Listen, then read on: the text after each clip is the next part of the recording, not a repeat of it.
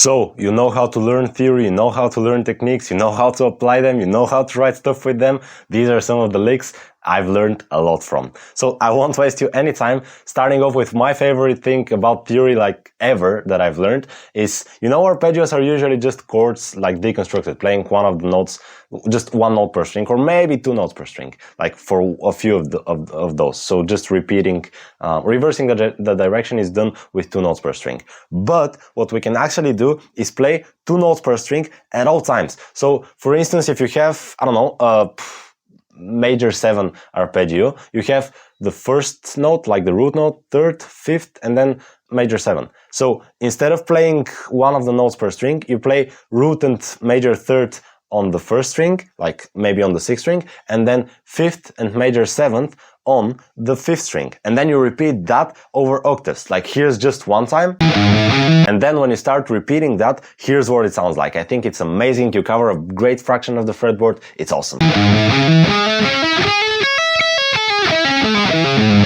And an awesome thing, like even better, that we can do is, instead of playing that just up and down, well, we can actually do it in groups of 4. So we're gonna play 1, 3, 5, 7, like in terms of degrees of the chord. So 1, 3, 5, 7. Then we're gonna play 3, 5, 7, 1, but 1 octave higher. And starting off again, 5, 7, 1, 3, then 7, 7, 1, 3, 5, and stuff like this. So we're just gonna repeat it over octaves. So again, it's gonna be the same shape, but a different kind of thing for the fretting hand. And it's also gonna be a little bit different, actually quite a lot different and quite harder for the picking hand because of the sweep motions.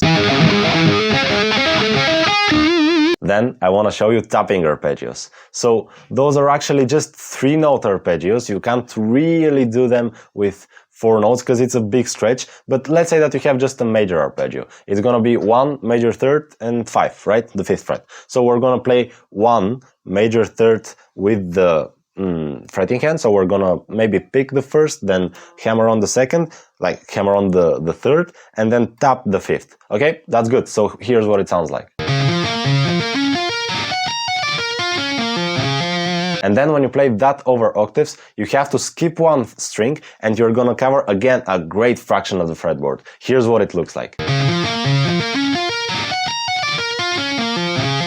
And we can do the same trick as before, the cascading type of stuff. So we're gonna play 1, 3, 5, and then 1 in groups of 4 notes, right? 1, 3, 5, 1, 3, 5, 1, 3, then 5, 1, 3, 5 again. So it's gonna be groups of 4. We're gonna cascade through them with tapping arpeggios.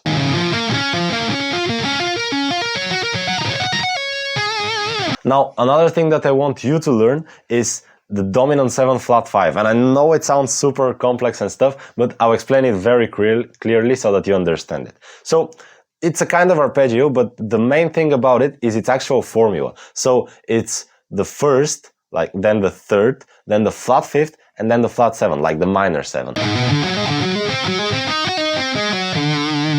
And if you think about it, it's just flat thirds stacked on top of each other. So what we can do is play 1, 3, flat 5, flat 7, and then we're gonna start again. So 3, 3, flat 5, flat 7, and then 1 again, which is just a third higher from the 7th degree. And then again, flat 5, flat 7, 1, and then the third. So you can just keep repeating that, and instead of going over octaves or playing it in groups of 2 notes per string, well, you can actually just play it at one position of the fretboard and just keep repeating from the previous note, like not the one that you started with, but actually the one that you played the second. An Alberti bass is something super easy that I've used in riffs, I've used in licks. I learned that from Mozart actually, so you can use it in classical music if you're into that. You can play all of those type of stuff. So take a 3-note chord, for instance, I don't know, let's say a D minor, and you're gonna play the root note, then the 5th, then the 3rd note, and then the 5th again. So here's what it sounds like and some applications.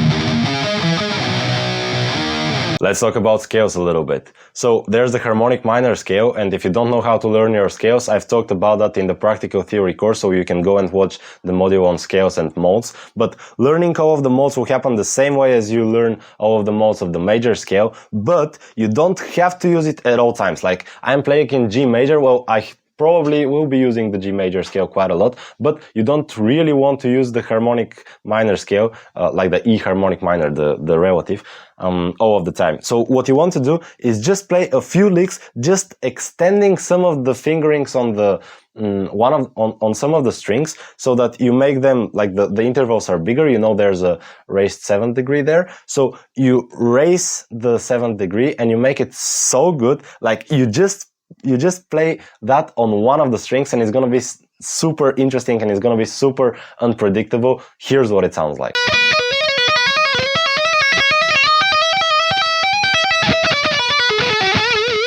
And this is a particular example by Warbringer. Here's what they did.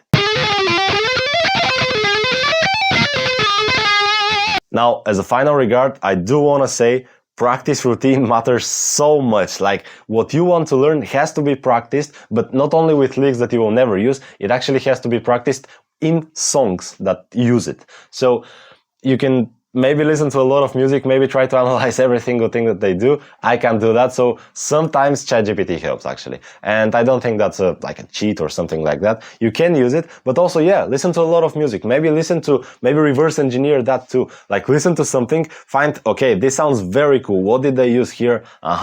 They used the Hiro Joshi scale. Okay, I learned that, then I apply it to 2 notes per string, then I apply the arpeggios I can find there in the 2 note per string stuff, maybe the cascading stuff. So reverse engineer that too.